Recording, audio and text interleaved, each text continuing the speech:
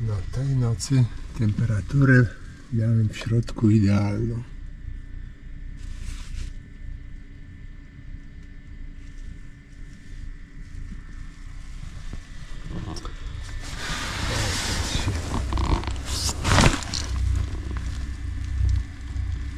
Palił tylko taki gaz.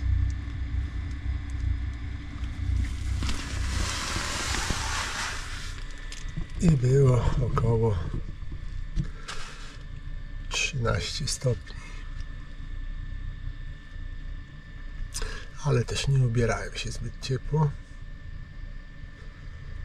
Sam śpiwór wystarczył.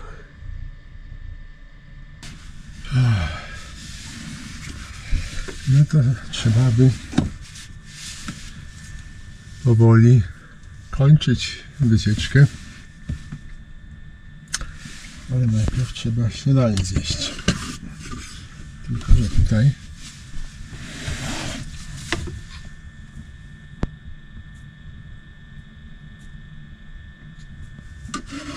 jest tak ciepły nadmuch, że już mi ciepło, a za chwilę jak wstawię wodę, to będzie gorąco.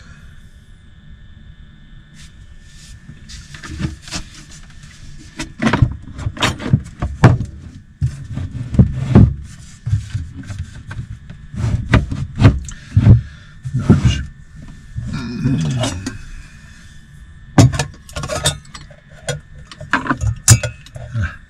To są te torebki.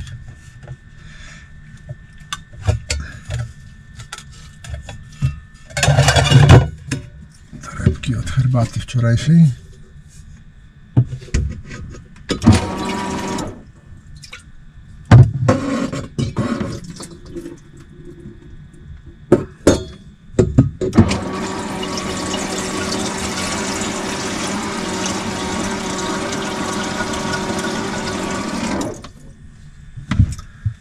Tyle powinno wystarczyć na herbatę, na kawę.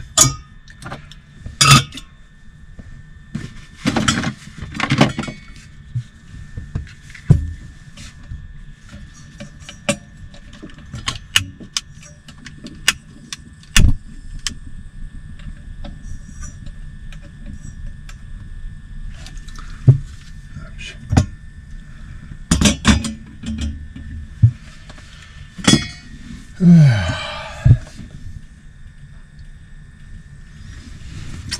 No, dzisiaj zapowiadany był deszcz, ale to było zapowiedzi sprzed 2 dni. A teraz będąc tutaj nie miałem żadnych prognoz, ponieważ tutaj nie ma dostępu internetu. Ledwo jest sygnał GSM.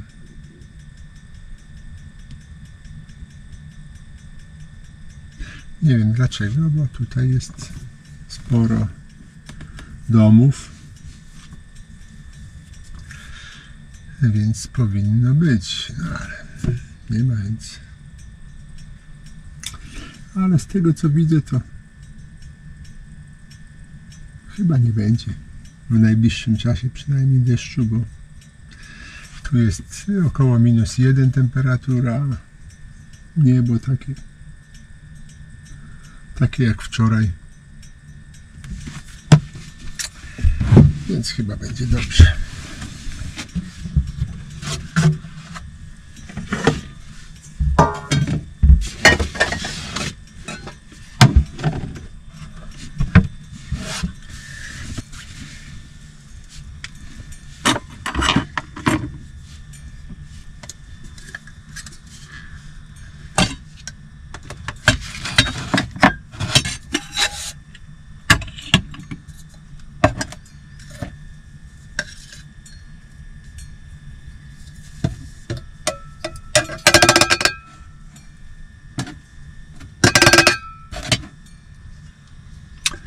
Zabrałem kawę na 2 dni tylko, więc dzisiaj należy się cała reszta kawy, która została.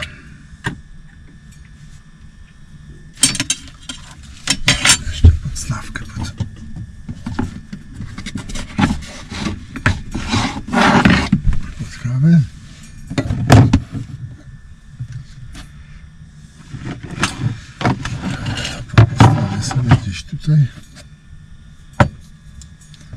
Dobrze.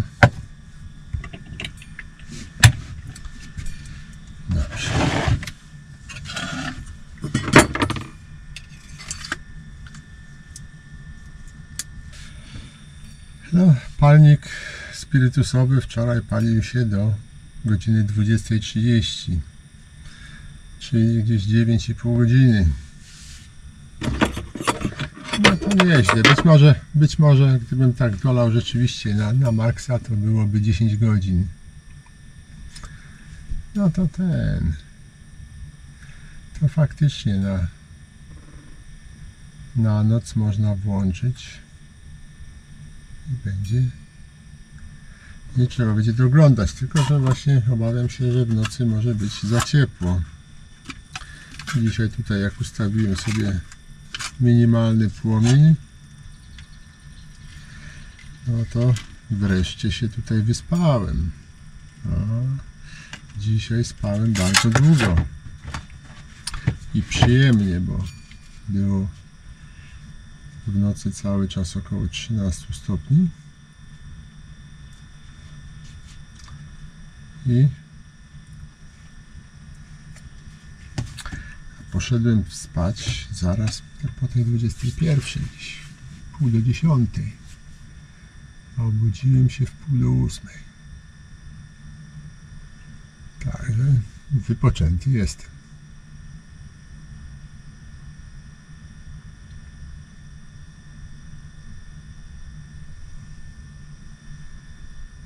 O, tu widzę na drzewie dziupla jest. Ciekaw jestem, czy zamieszkana. Bardzo ładna dziupla.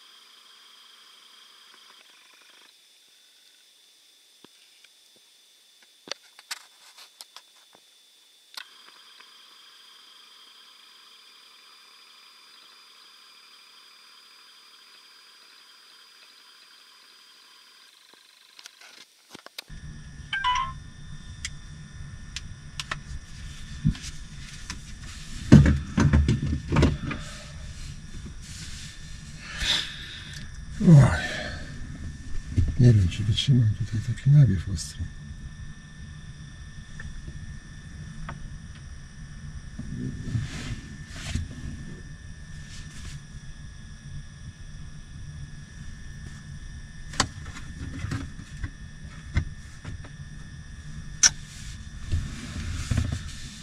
No, ale śmiesznym byłoby teraz otwieranie okien.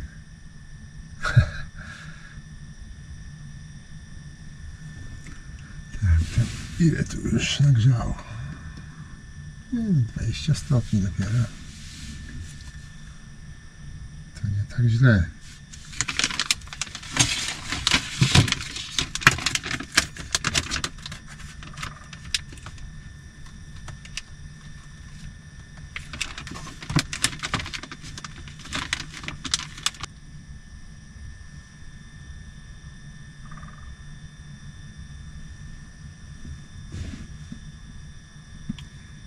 No, tu jakiegoś dzięcioła słychać.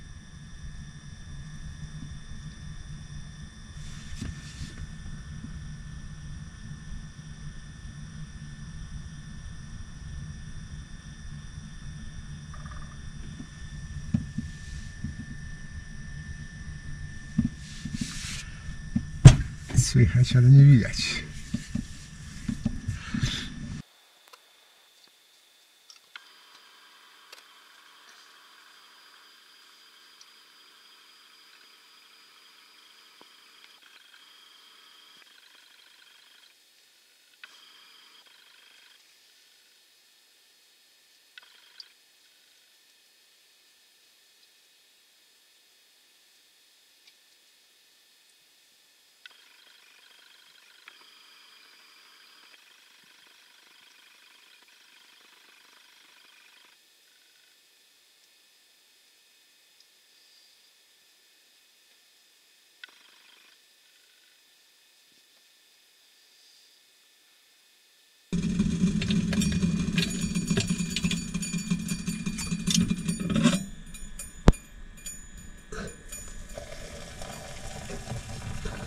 można zaczynać śniadanie.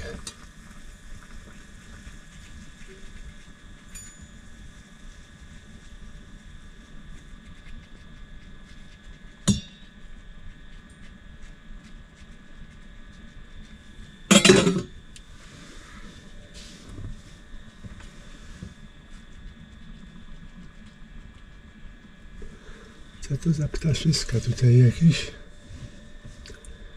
Chyba wrony kraczą.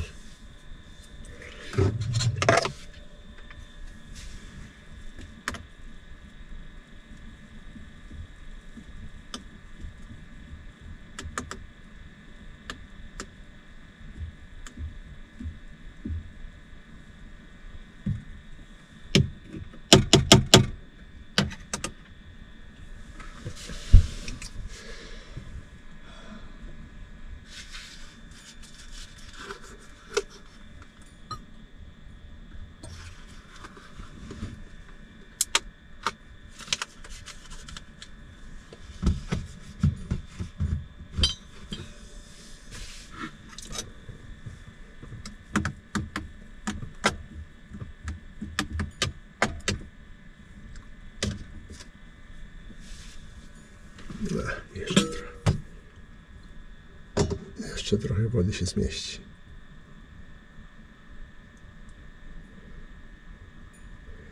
Wykorzystam do ostatniej kropelki.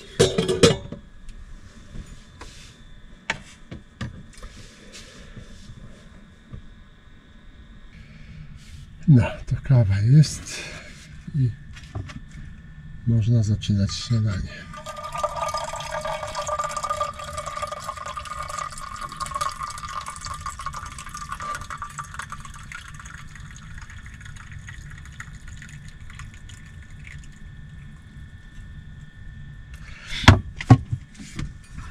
No tak, podsumowując wycieczkę, to parę wniosków jest.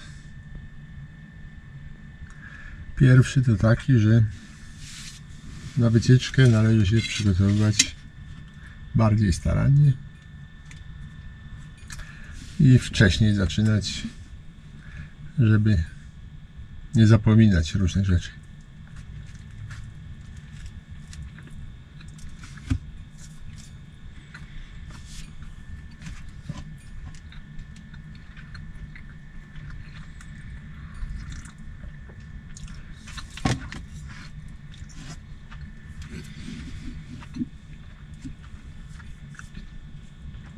Jeśli chodzi o ogrzewanie, to no tutaj pozytywnie spisuje się ogrzewanie gazowe i ogrzewanie biopaliwem przez te palniki spirytusowe. Natomiast świeczki są bardzo dobre, jak się palą, ale czy będą się palić, czy nie, to loteria. Bo jeżeli knoty nie gasną, to naprawdę też jest bardzo wydajne ogrzewanie i tanie. Ale niestety często gasną, widać, że często. To raczej kiepsko w środku nocy się obudzić, szczękając zębami. Tutaj ten palnik i gaz niezawodne są. Także chyba postawię na takie ogrzewanie.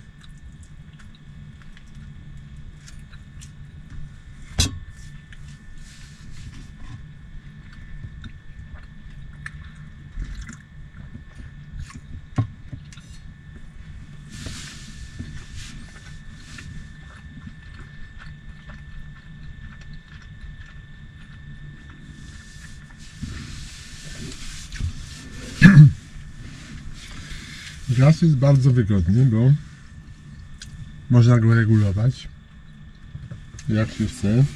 No teraz na przykład trochę zmniejszę tutaj.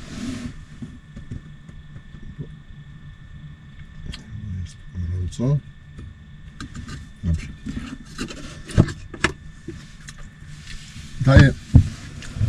Można uzyskać bardzo wysoką temperaturę, jak się chce. Jak tam się odkręci, to tutaj. Czyli bardzo szybko nagrzać wnętrze. No i nie jest aż tak drogo, bo tutaj ten jeden kartusz wystarcza na na 2 noce, no bo poprzednią noc ogrzewał i teraz tutaj już jest godzina 9. No, od 9 grzeje, 12 godzin już grzeje. Poprzedniej nocy nie wiem, czy to było 12, też około chyba 12 godzin. Tak.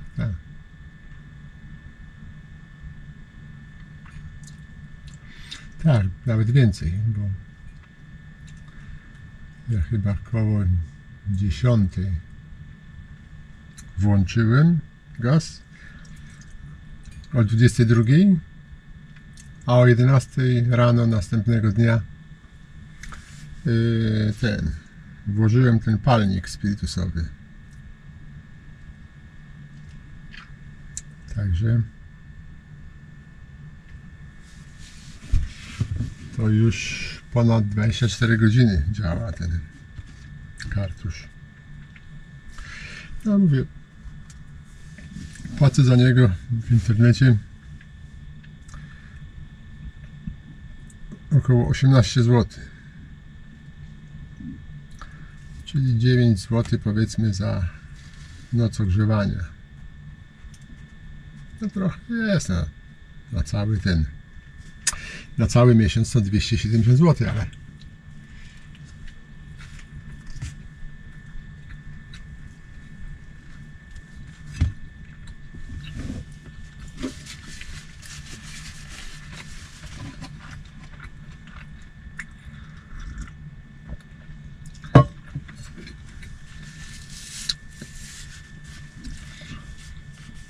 każde ogrzewanie będzie kosztować.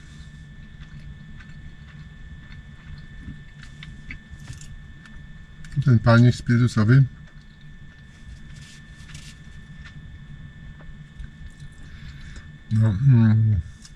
działał 9,5 godziny. No około 400 ml było, czyli około 5 zł. Czyli żeby działał 12 godzin, to by kosztowało gdzieś 7 zł. Około 7, chyba mniej. Więc to takie bardzo porównywalne poziomy cen, dosyć blisko siebie. Świeczki wydawały się, że będą jeszcze tańsze, no ale są zawodne.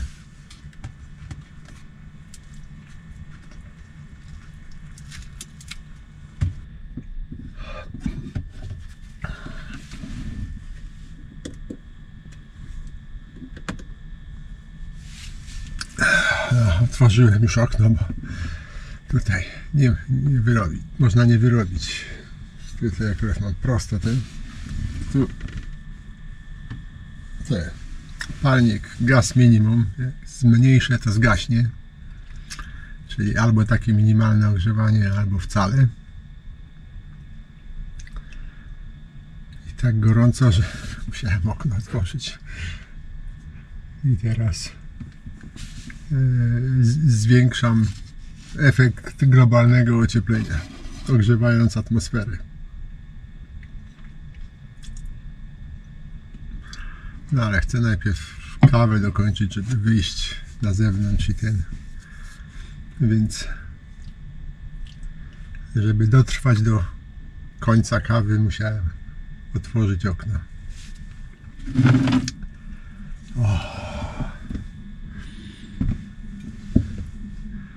Jaki przyjemny chłód.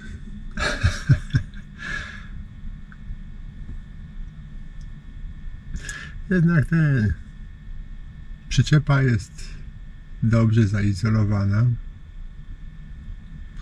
i naprawdę niedużą ilością energii można ją ogrzać. Bo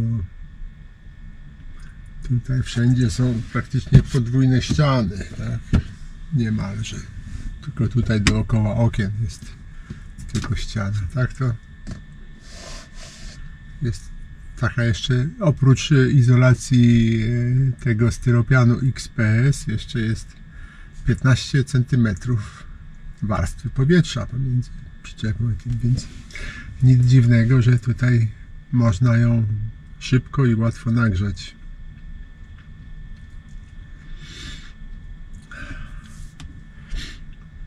O, jest lekki wiaterek i trochę tu powietrza wpada.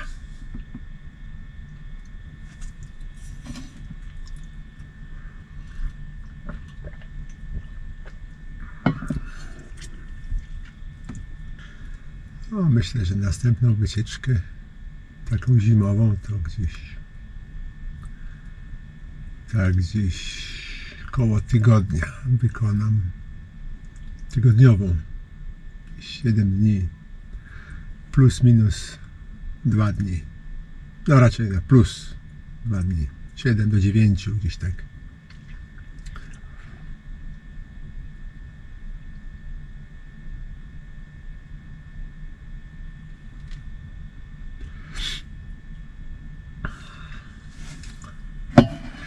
No i będę się poruszał raczej takimi krótkimi skokami.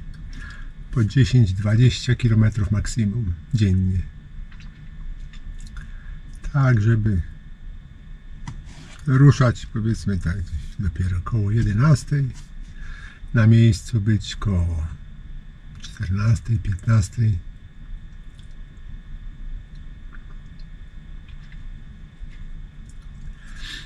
Także spokojnie, relaksowo, żeby broń Boże się nie spocić. No bo latem to nie było problemu. Spociłem się, skoczyłem do jeziora i byłem orzeźwiony. A teraz jest trudniej, bo jest lód na jeziorze.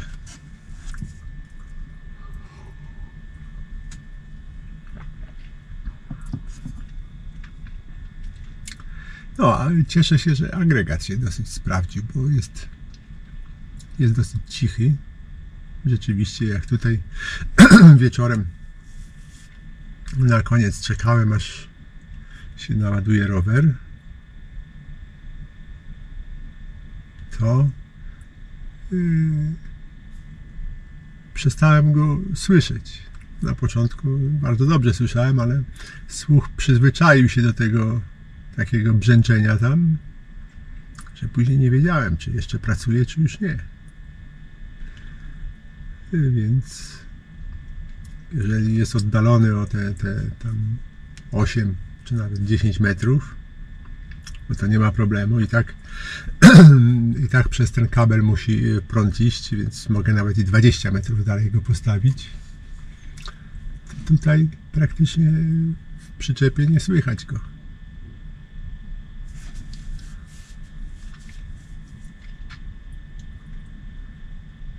Także fajna sprawa na zimę, tak. No i tutaj niestety ta ładowarka jest kiepska. Te 3 godziny ładowała jakieś 15% tego. No może nawet 20% baterii jednej. Bo tam są dwie baterie. Jedna bateria 15 Ah 48 V ładowała te 30%, 20% ładowało się 3 godziny. Strasznie długo.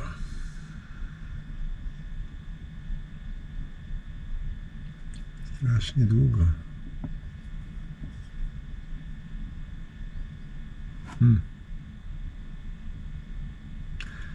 Tutaj połączenie. Nie wiem, czy znajdę taką ładowarkę inną, bo ten wtyk do baterii jest wysoce specyficzny. No, poszukam w internecie, może znajdę.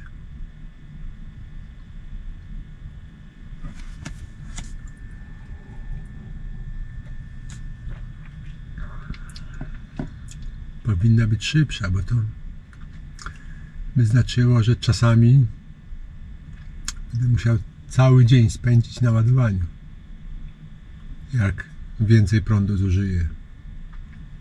No owszem, to 10 km, tutaj gdzieś chyba 10 czy 11 km tylko przejechałem wczoraj.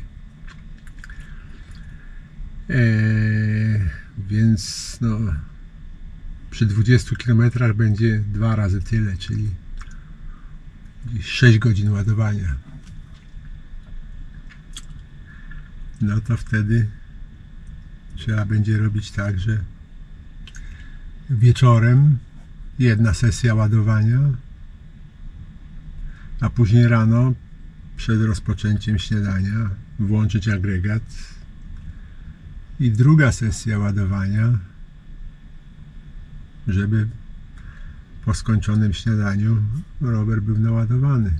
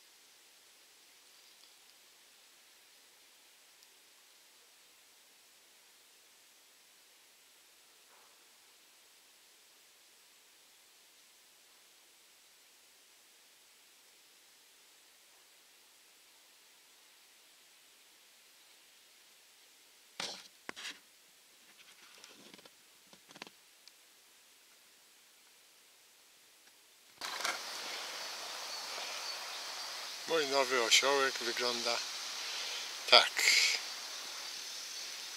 3 koła z grubymi oponami. Z tyłu bagażnik duży. Na bagażniku zamontowałem hak. No i po bokach zmieściły się sakwy.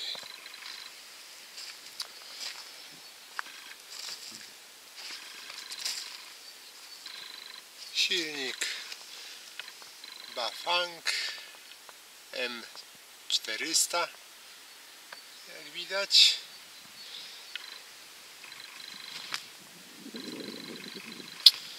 Tutaj z przodu też bagażnik jest i światełko oryginalne jest bardzo słabe, więc zamontowałem tutaj swoje takie dodatkowe, żeby lepiej mi oświetlało drogę.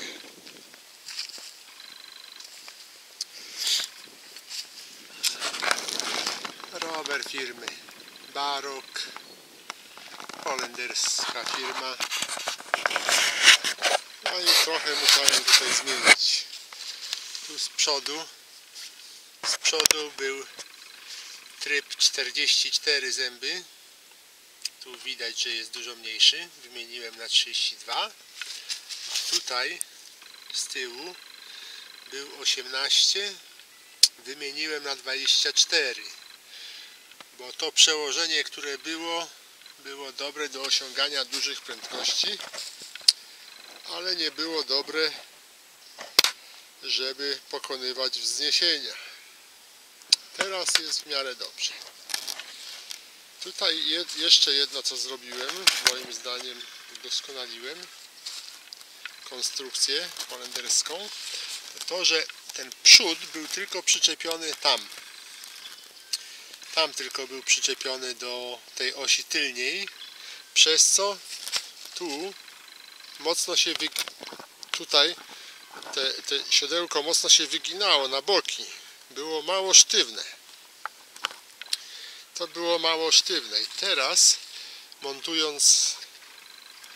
montując hak, tak, tu zrobiłem taką przedłużkę, która tutaj trzyma się również tej ramy, przez to usztywnia trochę ten rower, tak? Myślę, że to będzie dobre, bo czasami jak jechałem po pochyłościach, wydawało mi się, że się niemalże przewrócę. Tak się to wyginało. Teraz już ten efekt trochę jest ograniczony. No i tak to mniej więcej wygląda ten mój nowy rower. No, 11:10. Kartusz się wypalił. Rozłączyłem. Tutaj palnik jeszcze gorący jest trochę. Także już będę się zbierał. O, w ten pojemnik tutaj zbierała się woda spływająca z komina. Będę musiał jakiś taki bardziej kwadratowy znaleźć, żeby podstawiać tam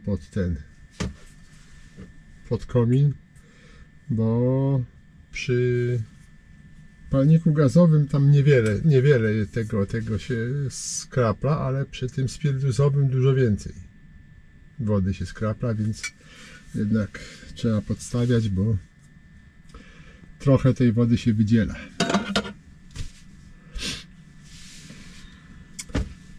No tak, to teraz już będę się pakował. Tutaj jeszcze baterie się ładują, dobrze. Do kamery.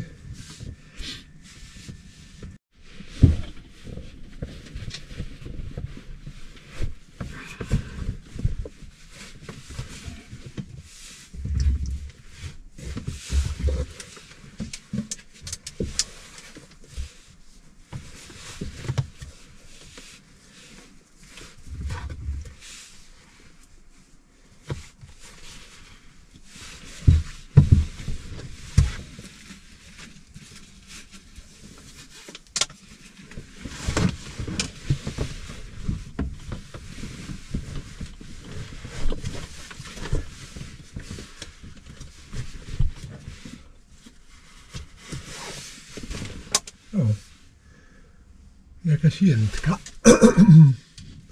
się tutaj przypałętała. No, lekka zima. Jętki zaczynają się już wylęgać.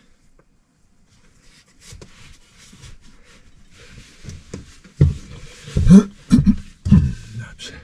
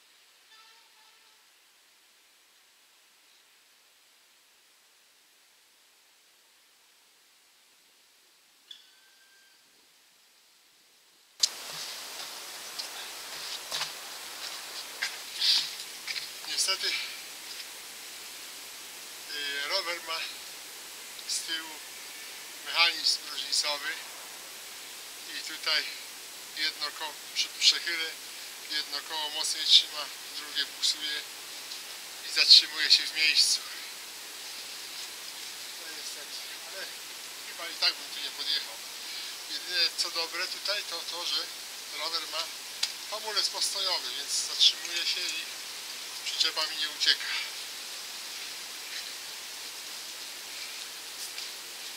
No i teraz trzeba będzie tu kawałek, 10 metrów jest. Trzeba będzie wciągnąć. No i jest tu dosyć stromo.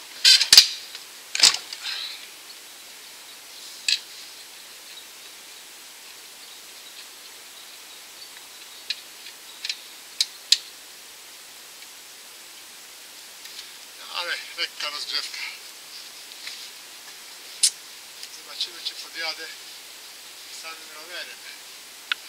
No tak jak mówiłem, ten mechanizm różnicowy powoduje, że tutaj się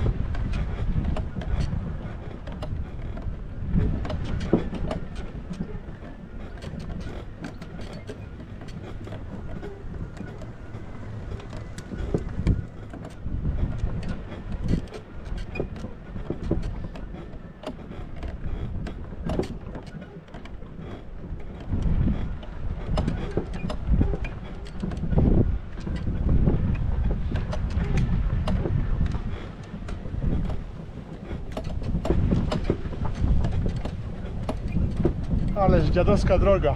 Kurde, same dziury.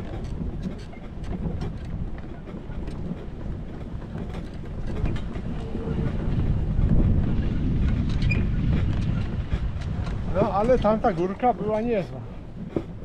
Kurczę, pokonałem. Tutaj następna widzę górka jest. Zobaczymy jak na tamtym.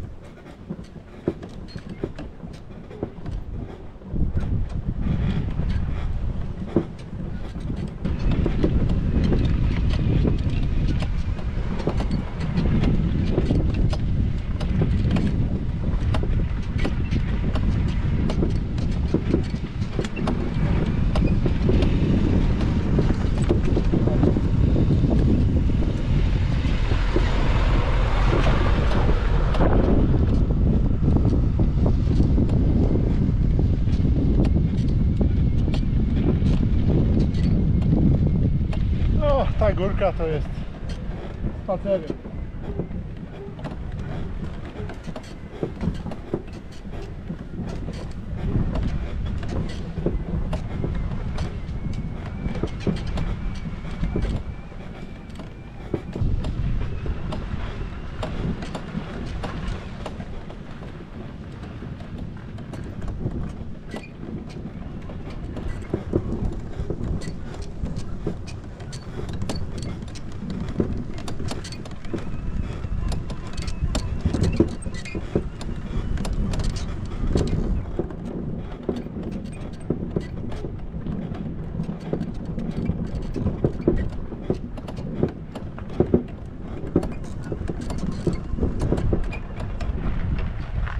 Muszę powiedzieć, że po pierwszych testach tego roweru, jeszcze bez przyczepy, byłem bardzo sceptyczny.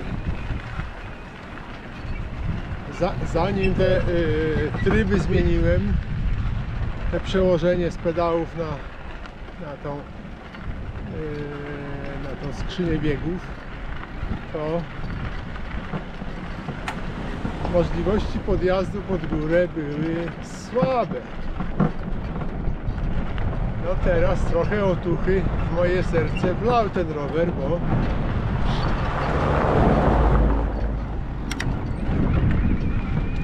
bo tutaj te górki, które wczoraj pokonywałem i dzisiaj, no są takie całkiem.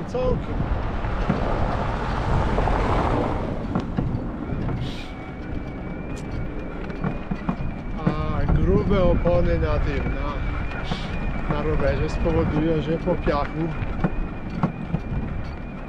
po równym piachu, no bo pod górkę od piachu to też pewnie nie dam rady, ale po równym piachu spokojnie nie będę przejeżdżał.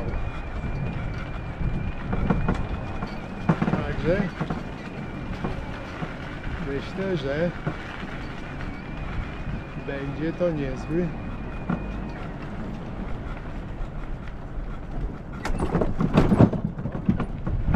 za szybko.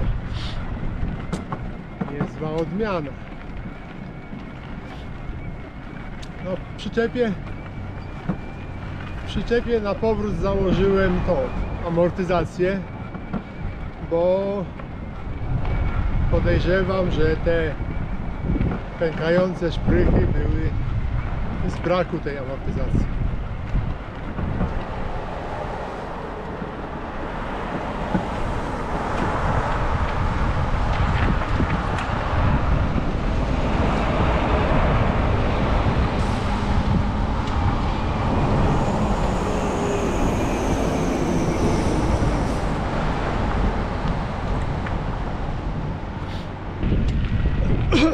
Dojeżdżam do Gdyni. No, dzisiaj podróż była taka sobie, bo dosyć mocny wiatr był, no, zapowiadany był. A że jest około -1, no to trochę smagał. Co prawda zimno mi nie było, tylko twarz mi zmarzła. No ale teraz już kawałek.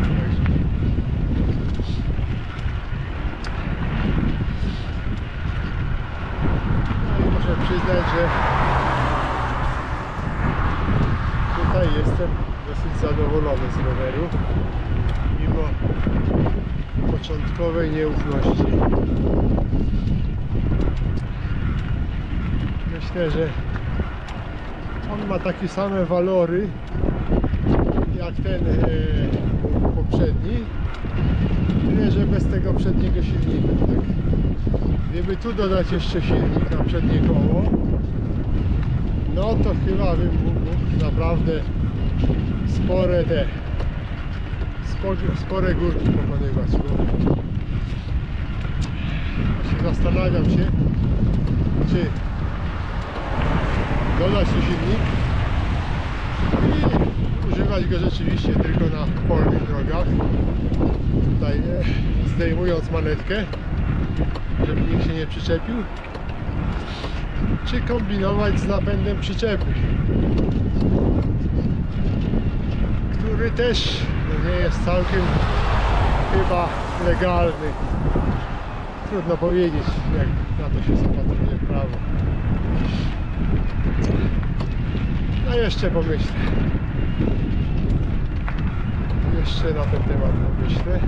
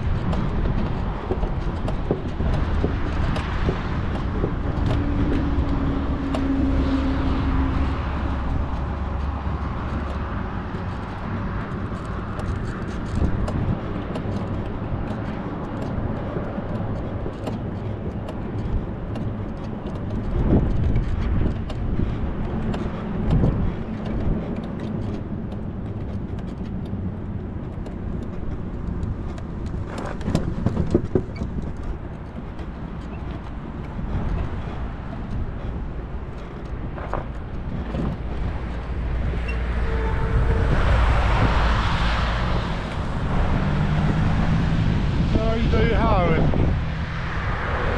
do Gdyni. Także kończy się test.